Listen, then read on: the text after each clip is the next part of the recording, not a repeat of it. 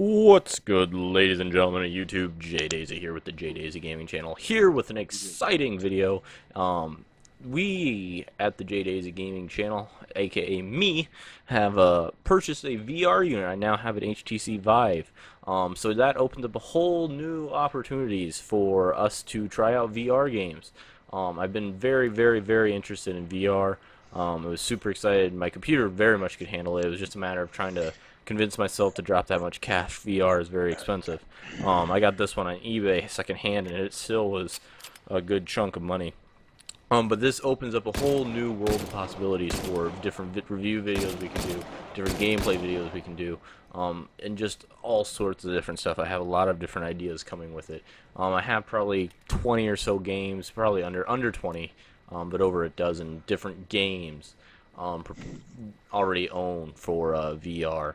And I've tried maybe 4 or 5. I only do in about an hour increment, just because my brain doesn't like anything longer than an hour and a half. I start to question what I'm leaning against or something.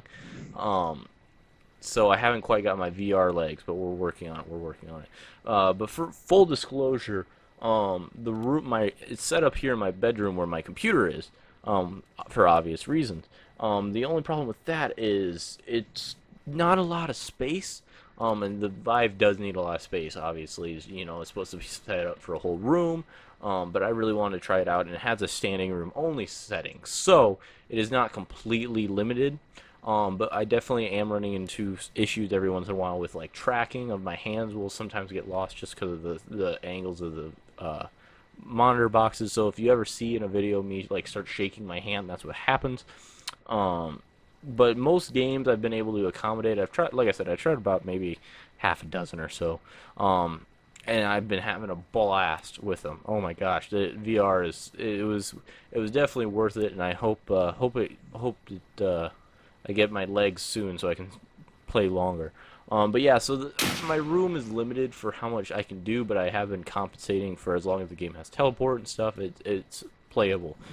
So if you have any VR games, I am now open to playing those. I have a couple videos already ready that just need processing. We also have, not the next review video, I think, but the one after will be our first ever sponsored video. I have an actual paid video to be put out. I'm very excited for that. It's the first time the channel will be really making money.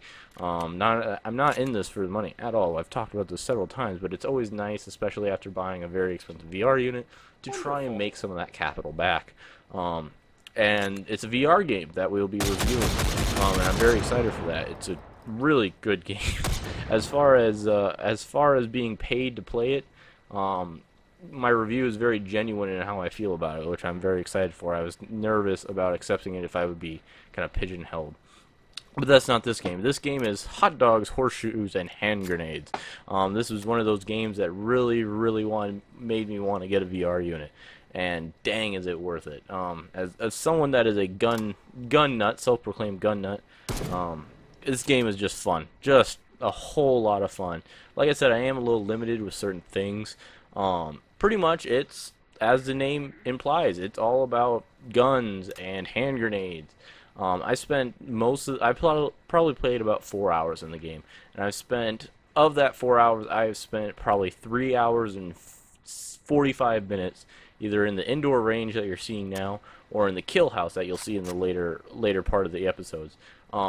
Just trying out all the different guns, getting used to the controls, and I just have a ball with it. A lot of these guns are ones I'd never be able to quote-unquote touch otherwise. Some are ones I'm very familiar with, the 1911, the Beretta, basic AR.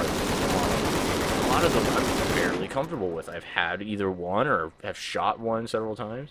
So that's really fun to do that. Also, it's just if you're like me and enjoy guns a lot, it's just kind of fun to be able to go to a range without actually going to a range. And VR makes it feel so much more believable. If this was just, click and mouse, I would not be getting the review it is. But the fact that it is a VR game, and it's one of the first VR games I played, probably changes my perspective a little bit and being blown away by this. There are different parts of the game that have different quote-unquote goals or objectives. Um, so like the kill house is just a basic, or shoot house, whatever they call it in the game. You pretty much just go through different rooms and shoot targets, as opposed to just standing there and shooting targets. Uh, and then there's like a skee ball one, which I couldn't really play due to my limited space. And there's different ranges and different options and different trials.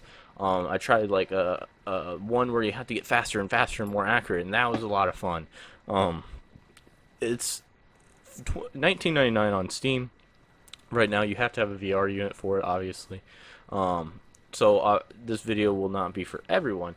But if you are anywhere interested in guns, this is definitely a game for you. If you're definitely trying to find something for your VR unit that is different and exciting and has a lot of replay value, this is definitely one I would recommend. This has a lot of replay value to me. I mean, I just want to pick it up and try a different gun on the kill house or different scenarios. I just loaded up my vest. You have a vest, and you can hold your guns onto it, or you can put ammo onto it and have an infinite supply of ammo. Well, I just filled up my vest with like Beretta M9s and just went through the kill house with only using a limited amount of guns, not ammo. That was fun. Or you try the different sniper challenges, and you're just trying to get better and better, and you hone your VR shooting skills. So when you play something more difficult like ski shooting or John Wick, you have that more capability. But this game does not take itself too seriously. I mean, you have fireworks, and you have these little turnover things that make noises, and you have the skee ball with hand grenades, and it's just for $20, this is probably one of the best VR experiences I've had in the 6 games I've played. This is definitely the top one. This is definitely the one where I say, I've been having people, come try out the VR unit. And it's this game for pure gameplay, or the Blue, which we'll be getting a review here very soon, for just like experiencing VR. But if you want to experience VR game, like what it means to play a game in VR, this is a good entry level. And at $20, I really cannot recommend it enough. If you don't have a VR, I'm sorry, there's no other way to play it. But with a VR unit, I would almost go as far as say this is a staple of a VR game. I have ran into a few issues with just the tracking on my hands getting a little lost, but that could be more on my end than the game's end. As far as things that are wrong with the game, sometimes the guns will just fuck off if you hit them too hard on like a shelf, or you get them stuck somewhere and you'll just drop them. I have had the issue where I'll drop a gun and just not be able to pick it back up. It almost becomes one with the floor. I've had that. With certain things, just don't. The controls were a little hard for me to understand as far as like picking up a gun and trying to figure out the way how to eject the magazine and stuff like that. That was very difficult for me, and there's still times where even I get confused as to what I'm trying to do. I would like to, if I could ask anything of this game, I would like it to be a little more capable with standing room only. I understand what they're going for here and having all these different things, but I think with VR you have to be able to accommodate those two different sects of people, because not everyone is fortunate enough to have a room to experience it. But that's kind of one of those trade-offs you're doing by getting VR. And I don't hold that to anyone that has a room. Good for you. And I don't hold it to anyone that doesn't have a VR. I'm sorry to be doing this review video if you don't, but at least put this on your radar, so one day once the VR prices go down, which they will be going down, I guarantee it, you can pick this up. I'm sure it'll be on Steam sale. I bought John Wick's Chronicles before I even owned a VR unit, just because I wanted, to get it. It was at a cheaper price, and I got it just in case, the day came where I was able to play it. But yeah, if you, I thought it would be kind of neat to throw this out there. If you have any like challenges or anything for this game, as far as like the kill house or the different challenge maps they have, go ahead and throw them out. I really love this game, and any excuse to play it is always a good one. But we'll cut this video a little short. Yeah, hot dogs, horseshoes, and hand grenades. Highly recommend. Yeah, I highly recommend it to anyone with a VR unit. Says it's for room size, can't be used with standing room only.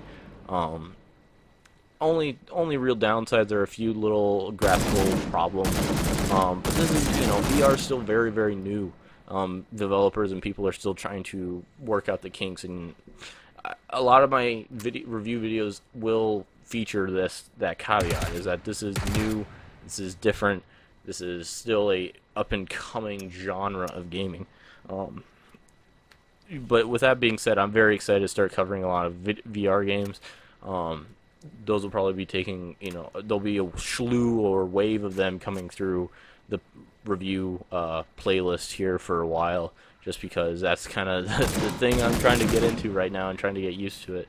Like I said, the next I have Army Gals is set to be the next review video. I'm excited for that one. That one I really did enjoy doing. It was good to get in contact with the community and get a video up that you guys want to see. And then this video should be up, and then the paid video. I really hope you guys turn out for that one. It'll be nice, like I said, get a little revenue back in to kind of supplement getting the VR unit, because that kind of hit hard. It's one thing to buy a $60 game once or twice a month, but another thing to drop, $600, $700, $800 on a VR unit. That one hits a little harder. So I hope you guys turn out really good for that one. We'll be promoting it and doing AdSense pretty heavily on that one. But yeah, guys, this is where we'll cut the video. Thank you very much for watching.